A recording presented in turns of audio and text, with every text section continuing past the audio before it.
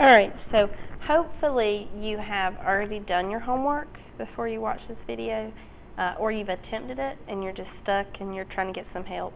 But what I'm doing is I'm going to go through the 3 problems that I assigned for homework to help make sure you're understanding it, because it doesn't really help either of us for you to be at home confused.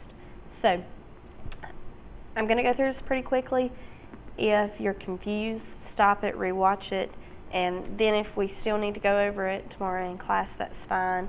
Just let me know. So, number 6, we've got our system of equations. I've got 2 equations. I need to look for the variable that has a coefficient of 1. So if we look, my first equation has x. There's no number in front of it. It's got a coefficient of 1. However, x isn't by itself, so I have to solve that first equation for x. So x plus 5y equals 4. I've got to get x by itself, so I'm just going to subtract 5y from both sides, and I get x equals negative 5y plus 4. So that first equation, I just changed it. I solved it for x. I'm done with that one. It has now become this new equation, so I don't have to worry about it anymore. It's my new equation down here. I'm done with that. I'm going to move on. Now, I've got x by itself. X is equal to negative 5y plus 4. So x is equal to negative 5y plus 4. X is the same thing as negative y plus 4. So I go back to that other equation, the one that I haven't even touched yet, and I'm going to substitute in what I found to x. So we have 3 times negative 5y plus 4 plus 15y equals negative 1. So here we have to distribute that 3 to both terms.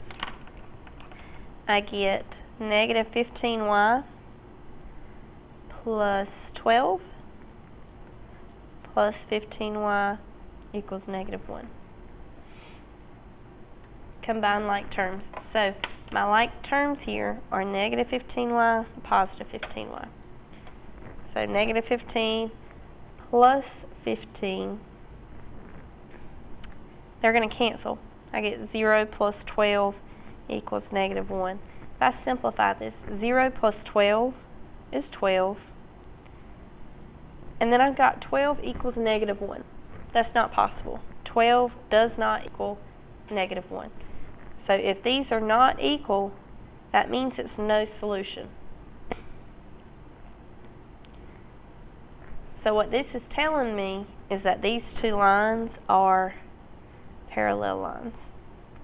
And that's just something that you should remember from when we were graphing equations. So our answer to number 6 is simply going to be no solution. That's all you had to do for number 6. So then if we scroll on down to number 10, so if we look at number 10, my first equation, neither variable has a coefficient of 1. My second equation, however, y has a coefficient of 1. So I'm going to solve for y. So I subtract 2x from both sides. I get y equals negative 2x plus 18. So now I know that y is equal to negative 2x plus 18. That original equation I had, I'm just going to mark through it, because now it's y equals negative 2x plus 18. So we go back to the equation that we didn't do anything with, and we substitute into y. So I've got 6x plus 3 times negative 2x plus 18 is equal to 54. Same process here. We have to distribute.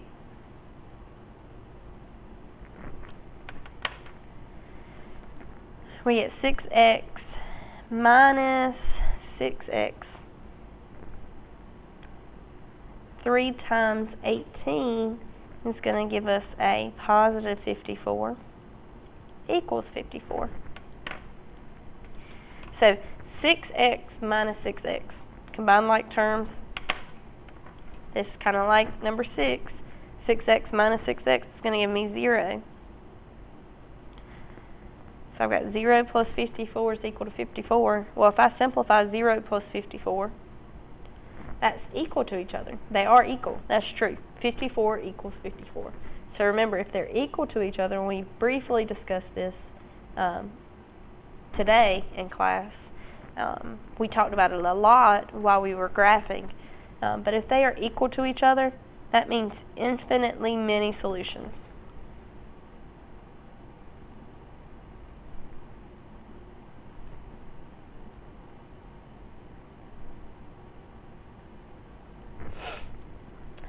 And this means that they are the same line.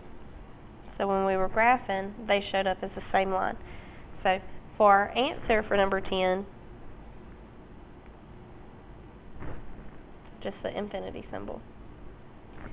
And then your last problem, number 11, we had y equals 4x minus 1 and y equals 2x minus 5. So if you notice, both equations have a variable with one as the coefficient, y and y. You can pick either one. So what I'm going to do is I'm going to pick the first one. So I know the first one, y equals 4x minus 1, and I'm going to substitute in to the second equation.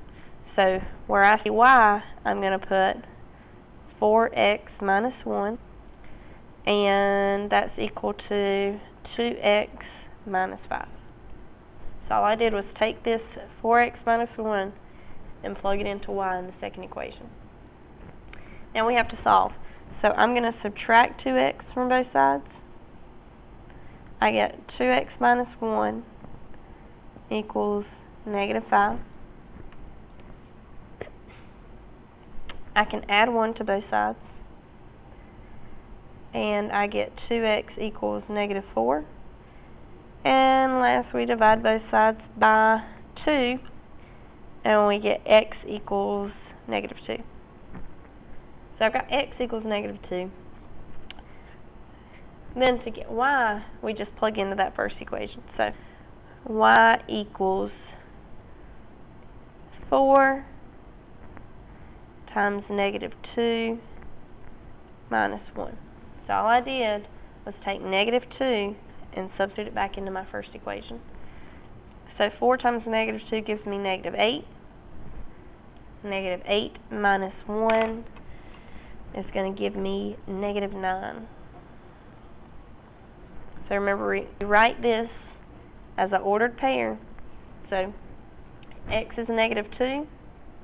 That goes first. Y is negative 9. That goes second.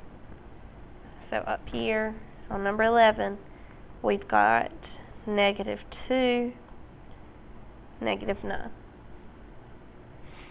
Now, what I'm going to do is I'm going to put the answers to 9 and 12 right here. And if you're still confused, go ahead and try number 9 and 12. You've got all the examples on this page except for those two. So try them and just see if you're getting the right answer. So number 9 was negative 1, 5.